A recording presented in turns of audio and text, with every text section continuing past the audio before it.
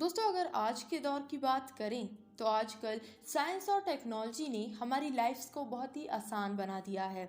जहां साइंस और टेक्नोलॉजी की वजह से नई नई इन्वेंशंस हो रही हैं, वहीं साइंस की वजह से हमारी और बाकी जानवरों की बॉडीज़ के बारे में नई नई दरियाफ्त हो रही है। तो दोस्तों, आज की वीडियो में हम आपको इंसानी जिस्म के कुछ साइंटिफिक फैक्ट्स बताएंगे।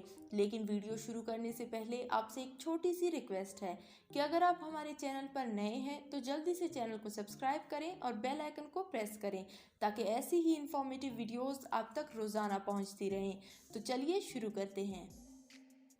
दोस्तों, ये तो हम सभी जानते हैं कि ब्रेन हमारे जिस्म का वो हिस्सा है जो हमारी पूरी बॉडी को कंट्रोल कर रहा होता है।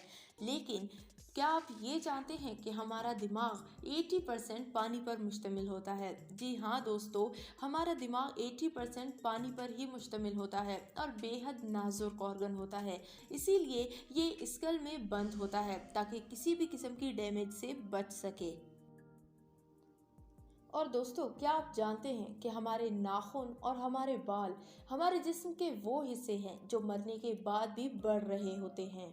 दोस्तों, जब हम खाना खाते हैं तो वो हमारे डाइजेस्टिव सिस्टम के थ्रू डाइजेस्ट होता है और आमतौर पर खाने को डाइजेस्ट होने में 30 to 40 मिनट्स लग जाते हैं। लेकिन दोस्तों, हैरत अंगेज बात ये है कि एंजाइम्स जो हमारे मैदे में मौजूद होते हैं, ये सिर्फ मैदे में नहीं बल्कि बॉडी के और भी कई पार्ट्स में मौजूद होते हैं और इनका काम किसी भी रिएक्शन को स्पीड अप करना होता है।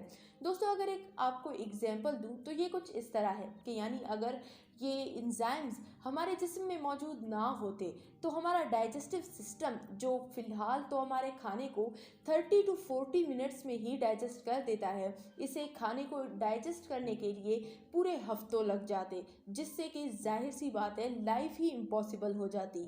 दोस्तों, क्या आप जानते हैं कि दिन के वक्त हमारा ब्रेन इतना एक्टिव नहीं होता जितना रात के वक्त होता है और यही वजह है कि हम अच्छे या बुरे ख्वाब देख रहे होते हैं। जी हाँ दोस्तों, आपने ये नोटिस किया होगा कि रात को आप जिस चीज़ के बारे में सोच कर सोते हो वही चीज़ आपके ख्वाब में होता है और ये ब्रेन के रात को ज़्यादा एक्टिव होने की वजह से ही होता है। दोस्तों, ये तो मैं आप सबको पहले ही बता चुकी हूँ कि हमारे पूरे जिस्म को ब्रेन ही कंट्रोल करता है और जाहिर सी बात है जब हमें चोट लगती है तो वो पेन भी हमें दिमाग के थ्रू ही फील होता है। लेकिन यहाँ शॉकिंग बात ये है कि जो दिमाग हमें हमारे पूरे इंटायर बॉडी की पेन को फील कराती है, उसे जब खुद चोट लगती है तो उसकी पेन हमें जो है फील नहीं होती।